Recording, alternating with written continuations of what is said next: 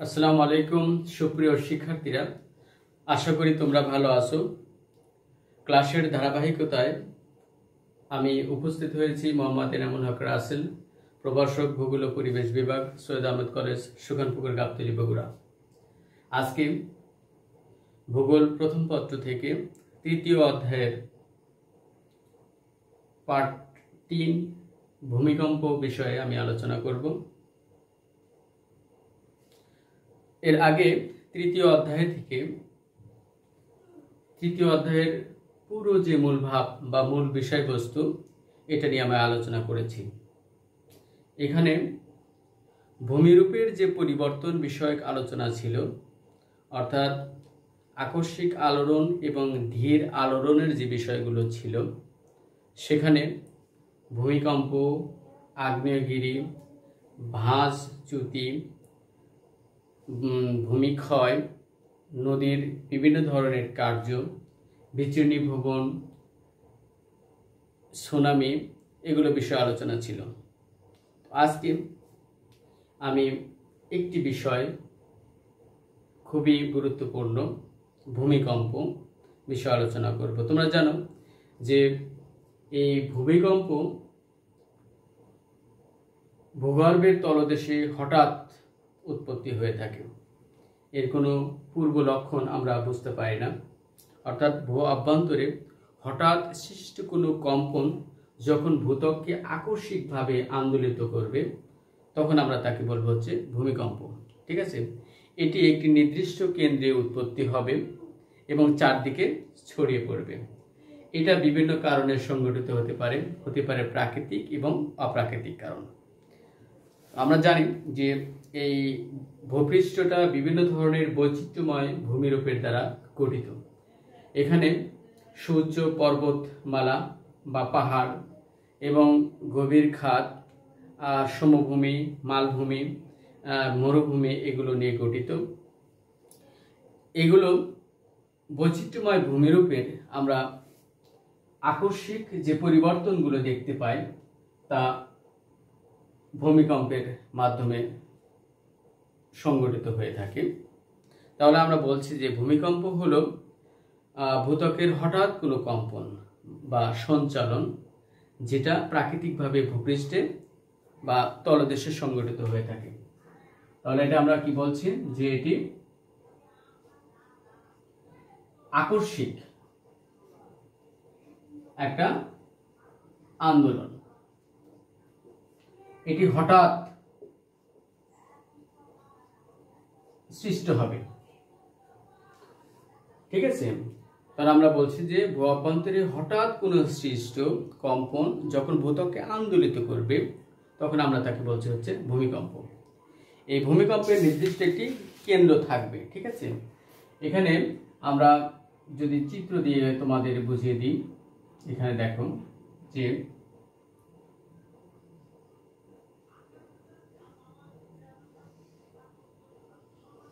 এই ধরনের যদি একটা চিত্র থাকে, ঠিক আছে, এখান থেকে এরকম এই ধরনের,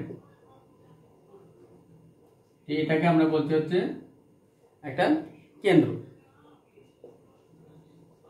এটি হচ্ছে উপকেন্দ্র। এখান থেকে সে কি করে চারদিকে ছড়িয়ে পড়বে। কম্পনের মাত্রা আমরা দেখব। ঠিক আছে, এটা আমরা ইংরেজিতে এভাবে বলতে পারি যে an earthquake is a sudden tremor or movement of the earth crust which originates naturally at or below the surface. ঠিক আছে, এখন আমরা এই ভূমিকম্পের কিছু কারণ দেখব। এটি বিভিন্ন ধরনের কারণে সংঘটিত হয়ে থাকে। প্রাকৃতিক কারণ হতে পারে, অপ্রাকৃতিক কারণ হতে পারে। তো প্রাকৃতিক কারণের মধ্যে আমরা যে অন্যতম যে কারণগুলো আমরা দেখি, যেমন ভূ আলোড়ন জনিত কারণে হতে পারে, প্লেট সঞ্চালনের কারণে হতে পারে, তাপ বিকিরণের ফলে হতে পারে। ঠিক আছে, তারপরে অগ্ন্যুৎপাতের ফলে হতে পারে, শিলাচ্যুতির কারণে হতে পারে, হিমানি সম্প্রপাতের ফলে হতে পারে, ভূগর্ভস্থ বাষ্পের কারণে হতে পারে, ভূগর্ভস্থ আগ্নেয় যে পদার্থ সেটার কারণে হতে পারে, ভূপৃষ্ঠের চাপ বৃদ্ধির ফলে হতে পারে, ভূগর্ভে পানি প্রবেশের ফলে হতে পারে, ভূগঠন প্লেটের সঞ্চালনের ফলে হতে পারে। আমরা এগুলো একটু দেখব। তাহলে কারণের মধ্যে আমরা দেখলাম প্রাকৃতিক কারণ, ঠিক আছে। 1 নম্বর কি আমাদের প্রাকৃতিক কারণ। এখানে আমরা যেটা প্রথমে দেখলাম যে প্লেট সঞ্চালন,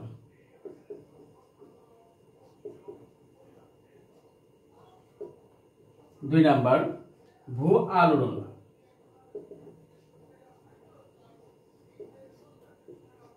3 নম্বর তাপ বিকিরণ, 4 নম্বর অগ্নুৎপাত, 5 নম্বর শিলাচ্যুতি,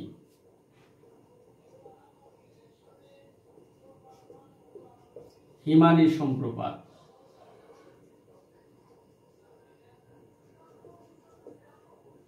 7 নম্বর ভূগর্ভস্থ বাষ্প,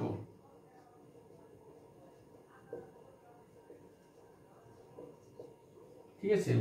তারপরে 8 নম্বর ভূগর্ভস্থ আগ্নেয় পদার্থ,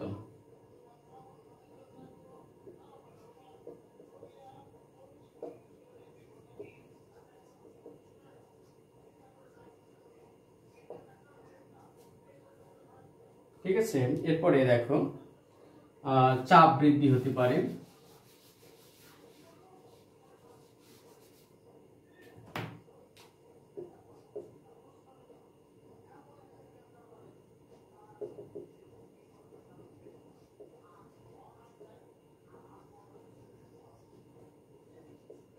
তারপর ভূগর্ভে পানি প্রবেশ,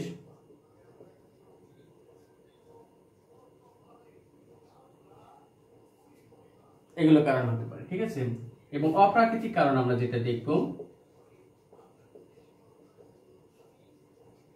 অপ্রাকৃতিক কারণের মধ্যে আমরা দেখব যে এখানে খনির ভাঙ্গন এবং বিস্ফোরণের প্রভাব,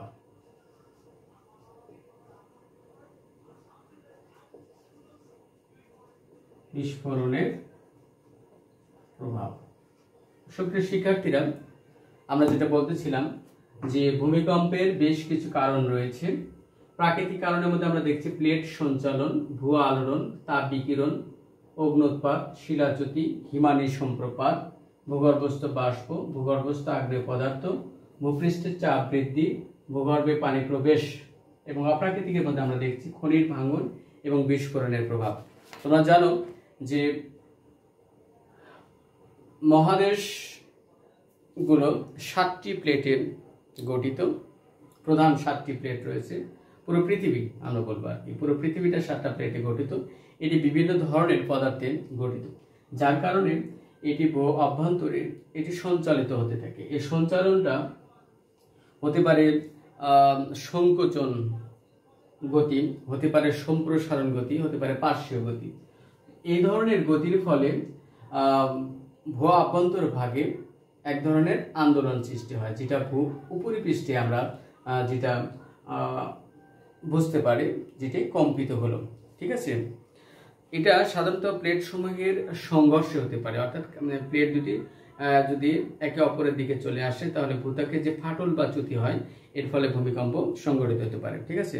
এবং নিচে যে ম্যাগমার সঞ্চালন, এটা বা ম্যাগমার সঞ্চালনের ফলে বা চাপ মুক্ত হওয়ার ফলে এই ধরনের ভূমিকম্প আমরা দেখতে পাই। ভূ আলোড়ন যেটা আমরা বলছি, যে ভূ অভ্যন্তরের কোনো বড় অংশে বা বড় রকমের যদি শিলা চ্যুতি বা শিলায় ভাঁজের সৃষ্টি হয়, তাহলে আমরা কি দেখি, ভূমিকম্প সৃষ্টি হয়। কারণ এর সময় দেখা যায় যে শিলাসমূহের যে স্থান পরিবর্তন হয়, এর ফলে প্রবল ঘর্ষণের সৃষ্টি হবে। এরপরে দেখো যে তাপ বিকিরণ, ঠিক আছে। এই ভূপৃষ্ঠে সর্বদা তাপ বিকিরণ হয়, এটা শীতল এবং সংকুচিত হচ্ছে, এবং এর ফলে ভূত্বকে এক ধরনের ভাঁজ সৃষ্টি হয়, এবং ভাঁজ সৃষ্টি হওয়ার ফলে দেখা যাচ্ছে যে এই ভূমিকম্পের সৃষ্টি হয়, অর্থাৎ ভাঁজ পড়ার সময় ভূমিকম্পটা সৃষ্টি হচ্ছে।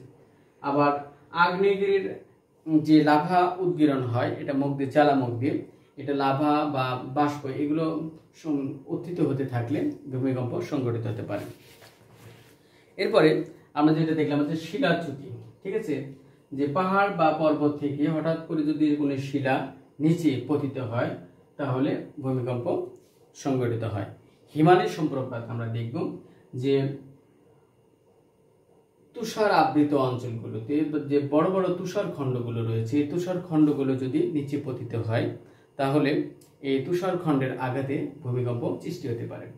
ভূগর্ভস্থ যে বাষ্প, ঠিক আছে, এটা সাধারণত আমরা দেখি যে কোনো কারণে ভূগর্ভ যে যদি সঞ্চিত বাষ্পের চাপটা যদি অধিক হয় তাহলে ভূত্বকের নিম্ন ভাগে এক ধরনের ধাক্কা সৃষ্টি হয়, তাহলে সে কারণে তোমার ভূমিকম্প হতে পারে।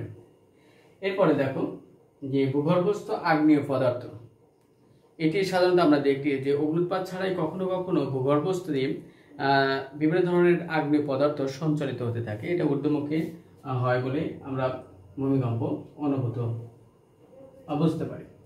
ভূপৃষ্ঠে বিভিন্ন ধরনের চাপ বৃদ্ধি হতে পারে। তারপর ভূগর্ভে পানি প্রবেশ করলেও এই ধরনের ভূমিকম্প সৃষ্টি হয়ে থাকে। এরপর আমরা দেখব অপ্রাকৃতিক কারণ। এর মধ্যে রয়েছে খনির ভাঙন এবং বিস্ফোরণের প্রভাব। বিভিন্ন অঞ্চলে যে খনিজ উত্তোলিত হয়, যেমন ধরো যে কয়লার খনি হতে পারে, প্রাকৃতিক গ্যাস, এগুলো খনি হতে পারে। এখানে বিভিন্ন ধরনের খনি থেকে যে খনিজ পদার্থ উত্তোলন করা হয়, সেখানে ভূগর্ভ থেকে শিলার যে ভাঙনগুলো হয় আর কি, এই শিলার ভাঙন হলে এক জায়গা থেকে আরেক জায়গায় ধসে পড়ে, যার কারণে ভূমিকম্প সৃষ্টি হতে পারে। আবার বিস্ফোরণের প্রভাব, বিভিন্ন জায়গায় যুদ্ধ বিগ্রহের ফলে যে পারমাণবিক বোমাগুলো বিস্ফোরিত হয়, এর ফলে ভূমিকম্প হতে পারে। তাহলে আমরা দেখলাম যে ভূমিকম্পের বেশ কিছু কারণ।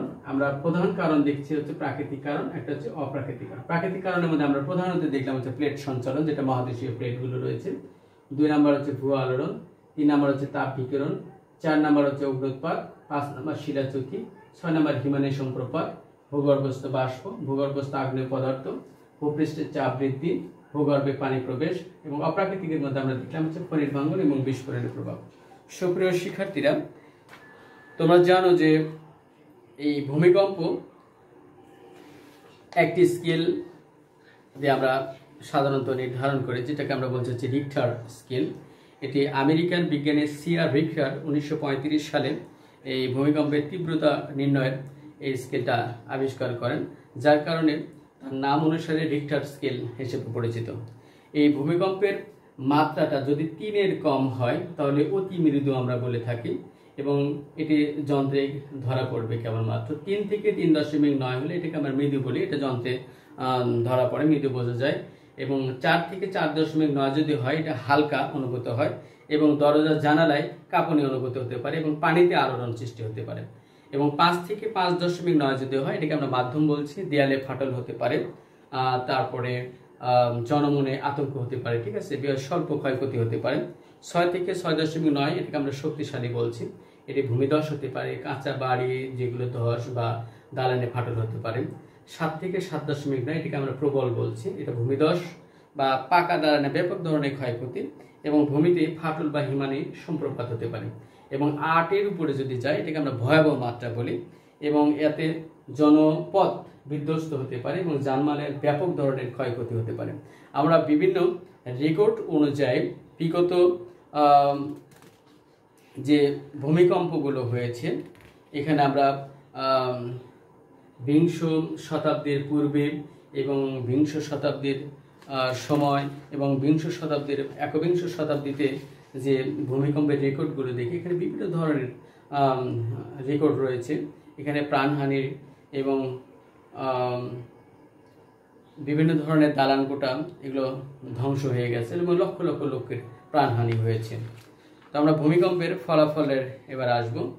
ফলাফলে আমরা প্রথমত যেটা দেখব যে এই ভূমিকম্পের ভয়াবহতার ফলে প্রত্যক্ষ ফলাফল হয়ে থাকে এবং পরোক্ষ ফলাফল হয়ে থাকে। প্রত্যক্ষ ফলাফলের মধ্যে আমরা কিছু দেখব।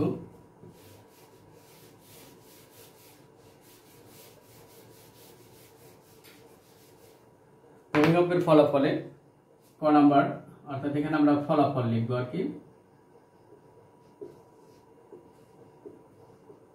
প্রত্যক্ষ ফলাফল, ঠিক আছে। প্রত্যক্ষ ফলাফল আমরা দেখি যে ফাটল বা চ্যুতির সৃষ্টি হতে পারে, ফাটল বা চ্যুতির সৃষ্টি। 2 নাম্বার হচ্ছে সমুদ্রতলের পরিবর্তন।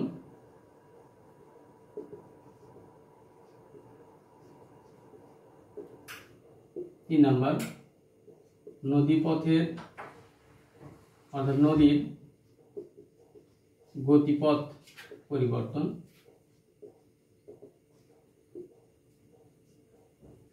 4 নাম্বার ভাঁজের সৃষ্টি।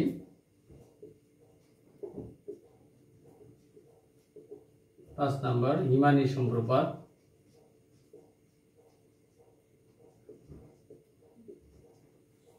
6 নাম্বার বন্যার সৃষ্টি হতে পারে, সুনামি প্রবাহ, বন্যার সৃষ্টি, সুনামি প্রবাহ হতে পারে। তারপরে জানমালের ব্যাপক ক্ষয়ক্ষতি হতে পারে।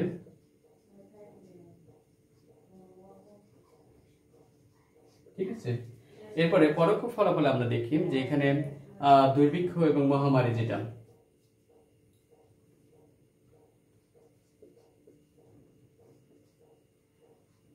ফলাফলে আমরা দেখব দুর্ভিক্ষ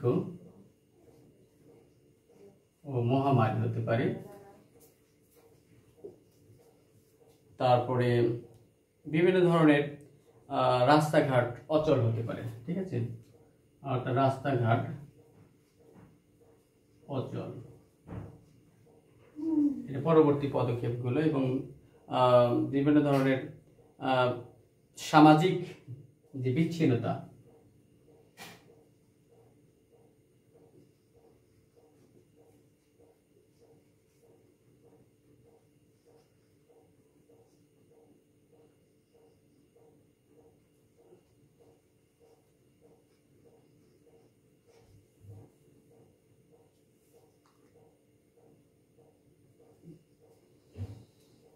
তাহলে আমরা দেখতে পেলাম যে প্রত্যক্ষ ফলাফলের মধ্যে রয়েছে ফাটল বা চ্যুতির সৃষ্টি, সমুদ্রতলের পরিবর্তন, নদীর গতিপথ পরিবর্তন, ভাঁজের সৃষ্টি, হিমানীর সম্প্রপাত, বন্যার সৃষ্টি, সুনামি প্রবাহ, জানমালের ক্ষয়ক্ষতি। এবং পরোক্ষ ফলাফলের মধ্যে দুর্ভিক্ষ এবং মহামারী, রাস্তাঘাট অচল হতে পারে, সামাজিক বিচ্ছিন্নতা আসতে পারে এবং জানমালের ক্ষতি হতে পারে।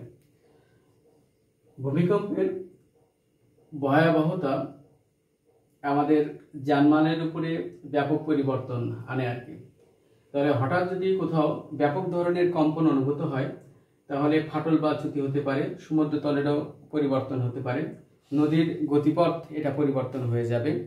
তারপর আমরা দেখলাম যে ভূমি উঁচু নিচু ভাঁজ সৃষ্টি হতে পারে এবং তুষার আবৃত অঞ্চলে হিমানী ব্যাপক ধরনের সম্প্রপাত হতে পারে এবং বন্যার সৃষ্টি হতে পারে, সুনামি প্রবাহ হতে পারে। অর্থাৎ ভূমিকম্পের যেটা আমরা তীব্রতা দেখি যে সমুদ্র তলদেশে যদি হঠাৎ আন্দোলিত হয় তাহলে কি হবে যে পানিটা উপকূলীয় অঞ্চলে ব্যাপক ধরনের প্রবাহ বা সুনামি সৃষ্টি করবে। এটাকে আমরা বলছি হচ্ছে সুনামি প্রবাহ। অর্থাৎ সমুদ্র তলদেশে হঠাৎ কোনো কম্পনজনিত কারণে উপকূলীয় অঞ্চল যদি জলোচ্ছ্বাসের মাধ্যমে ভেসে যায় তাহলে আমরা সেটাকে বলছি হচ্ছে সুনামি প্রবাহ। এবং এটার ফলে উপকূলীয় অঞ্চলে ব্যাপকভাবে জানমালের ক্ষয়ক্ষতি হয়ে থাকবে এবং পরবর্তীতে দেখা যাবে এটার ফলে এই যখন জানমালের বা সম্পদের ব্যাপক ধরনের ক্ষতি হবে এবং পরবর্তীতে এটা দুর্ভিক্ষ এবং মহামারীতে পরিণত হতে পারে। রাস্তাঘাট বিচ্ছিন্ন হয়ে যাবে, কারণ রাস্তাঘাট ফেটে এটা নিচ দিকে বসে যেতে পারে, সেখানে গর্ত হতে পারে এবং সামাজিকভাবে একটি অঞ্চল থেকে আরেকটি অঞ্চল এটি বিচ্ছিন্ন হয়ে যাবে এবং আমরা দেখছি যে ব্যাপক ধরনের ক্ষয়ক্ষতির সৃষ্টি হবে। আমরা শিখলাম যে ভূমিকম্পের কারণ এবং ফলাফল এবং তীব্রতা কিভাবে পরিমাপ করা যায় রিক্টার স্কেল দ্বারা, এটি আমরা বুঝতে পারলাম। এবং এই ভূমিকম্প প্রবণ কিছু অঞ্চল রয়েছে যে অঞ্চলগুলোতে বেশি বেশি ভূমিকম্প হয়ে থাকে, যেমন প্রশান্ত মহাসাগরীয় অঞ্চল, ভূমধ্যসাগরীয় হিমালয় অঞ্চল এবং মধ্য আটলান্টিক বা ভারত মহাসাগরীয় শৈলশিরা অঞ্চলে। এবং যেখানে নতুন উত্থিত ভূভাগ এবং মাটির গঠন প্রকৃতি আলাদা, অর্থাৎ এটি তীব্রতার লক্ষণ। এবং আমরা বেশ কিছু ভূমিকম্পের রেকর্ড দেখি, যেমন বিংশ শতাব্দীর পূর্বে 1511 সালে, 1556 সালে, 1667 সালে, 1693 সালে, 1755 সালে, 1783 সালে, 1811 সালে, 1887 সালে। এরপরে বিংশ শতাব্দীতে আমরা দেখি 1906, 1923, 1960, 1970, তারপরে 1972, 1976, 1988, 1990 এবং 1993-তে পৃথিবীর বিভিন্ন ভূমিকম্প প্রবণ এলাকাগুলোতে আমরা সাধারণত জানি যে জাপানে ব্যাপক ধরনের ভূমিকম্প হয়ে থাকে।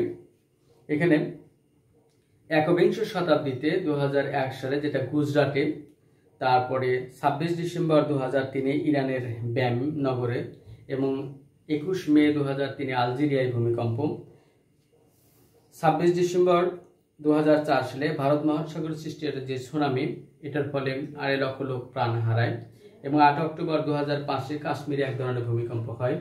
12 মে 2008 চীনের সিচুয়ান প্রদেশে ভূমিকম্প হয়। 12 জানুয়ারি 2010 হাইতিতে ভূমিকম্প হয়। 14 এপ্রিল 2010 চীনের উশু এবং কিংহাই অঞ্চলে ভূমিকম্পে ব্যাপক লোকের প্রাণহানি ঘটে, এবং 11 মার্চ 2011 সালে জাপানে, এবং 25 এপ্রিল 2015-তে নেপালে ভূমিকম্প সংঘটিত হয়। এগুলো হচ্ছে ভূমিকম্পের রেকর্ড আমরা দেখলাম। তাহলে সর্বশেষ আমি যেটা বলবো যে ভূমিকম্প হচ্ছে এক ধরনের ভূয়া আলোড়ন। এটা হঠাৎ ভাবে কম্পিত হয়। এটা ভূমিকম্প ভূমির তলদেশে সংঘটিত, এর পূর্ব কোনো লক্ষণ দেখা যায় না। এর বিভিন্ন ধরনের কারণে হতে পারে, এবং এটির ফলে জানমালের ব্যাপক ক্ষয়ক্ষতি সংঘটিত হয়। ঠিক আছে, সুপ্রিয় শিক্ষার্থীরা, এখান থেকে তোমাদের প্রশ্ন হয়ে থাকে, সৃজনশীল প্রশ্ন হয়ে থাকে যে হঠাৎ করে আন্দোলিত হওয়া, যেমন যে তুমি পড়ার টেবিলে বসে পড়াশোনা করছো, হঠাৎ করে দেয়ালের যে ঝুলানো ওয়ালমেট হতে পারে ক্যালেন্ডার, তোমার পড়ার টেবিল, এগুলো কম্পন অনুভূত হতে থাকলো। ঠিক আছে, তাহলে এর তীব্রতা আমরা বুঝতে পারবো। তীব্রতা অনুযায়ী এখানে এটা দ্বারা কি বোঝালো, ভূমিকম্পের তীব্রতা কতটুকু এবং ক্ষয়ক্ষতি কেমন হতে পারে, এই ধরনের প্রশ্ন আসতে পারে। অর্থাৎ ভূমিকম্পের কারণ, ভূমিকম্পের ফলাফল আলোচনা করো। আজকে এই পর্যন্তই থাকবে। সুপ্রিয় শিক্ষার্থীরা, তোমরা তৃতীয় অধ্যায়ের পার্ট 3 থেকে এটি নিজেরা পড়াশোনা করবে। আমি এর পরবর্তীতে আবার আরেকটি পার্ট নিয়ে আসবো। এ পর্যন্ত বিদায়। ভালো থাকো, সুস্থ থাকো।